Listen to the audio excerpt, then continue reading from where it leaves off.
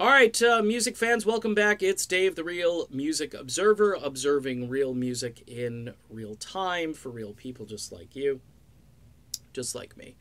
Some housekeeping issues. The channel is now being monitored. Not sure how much it's going to get monitored, but it is being monitored.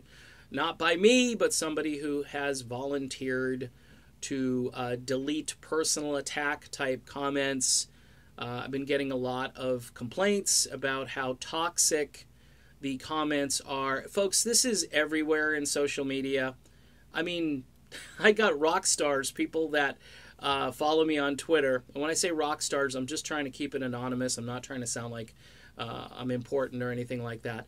Who are now sending me like fake accounts or parody accounts. There's a famous parody account on Twitter. I don't know if they're just trying to gain traction from me or they're just trying to get inside my head. This is just bizarre, and I've got way more important things to do than worry about comments. So somebody has volunteered to take a look at that, and the comments will be deleted, the users will be removed, yada yada. So enjoy that. If you're one of those people, why don't you find something else to do? Seriously. I mean, in all my life, I've never gone on something I hated or disliked or disagreed with and tried to, like, I don't know, get a rise out of the guy or make the guy upset or gal, whatever.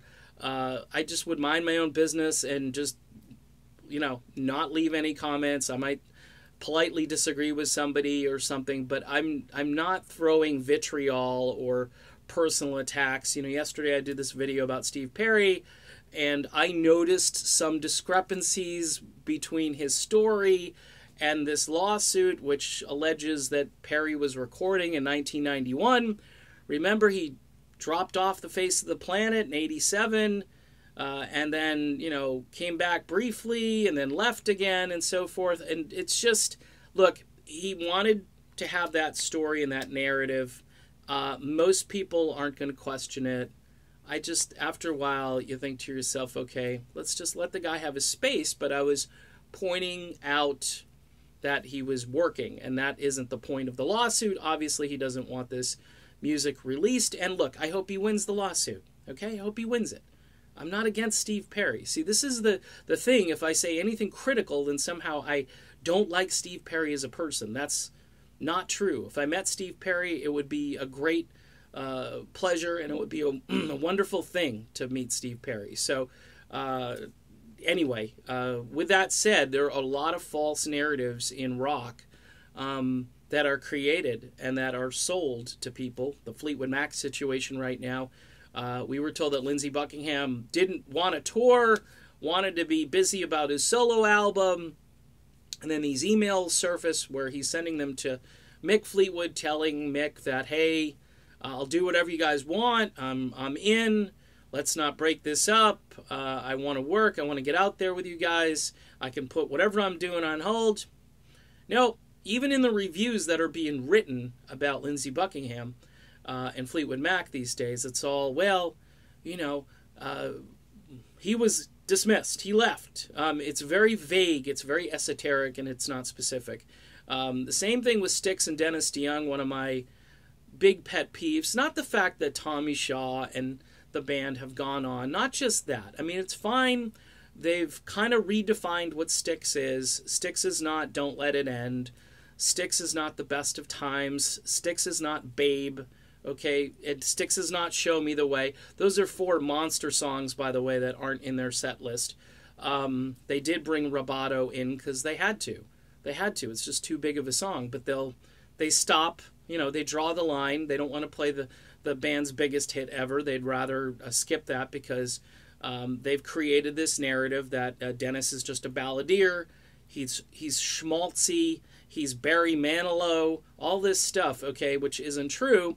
Dennis was the one that helped Tommy Shaw turn Renegade into a rock song, okay, into a harder-edged rock song. You could just, you know, follow... Google it and find out. I mean, maybe not Google, but Dennis has been in a couple of interviews recently that I've listened to. He's not the bad guy. If you go out and see Dennis DeYoung play live, you know, it's not Shakespeare, okay? It's Dennis and this rocking band. You know, they even have a Tommy double who at times out Tommy's Tommy, okay? He just does. And so all of these narratives are created to keep a business going. Fleetwood Mac is a business, okay? Obviously, in the situation with Steve Perry, he wants fans to think well of him and that he dropped out and that Kelly got him back in. And I think all of that is true, but I think there are some details, kind of like the Queen movie, okay? The Bohemian Rhapsody thing, where everybody says it's factually incorrect at times, and it is. But it tells a nice narrative and a nice story. And that is more important today than probably telling the truth. That's just my opinion. You can disagree.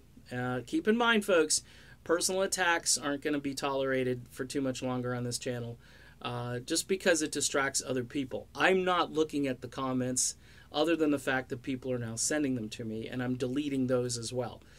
All right, done with this video. Be back soon. See you then.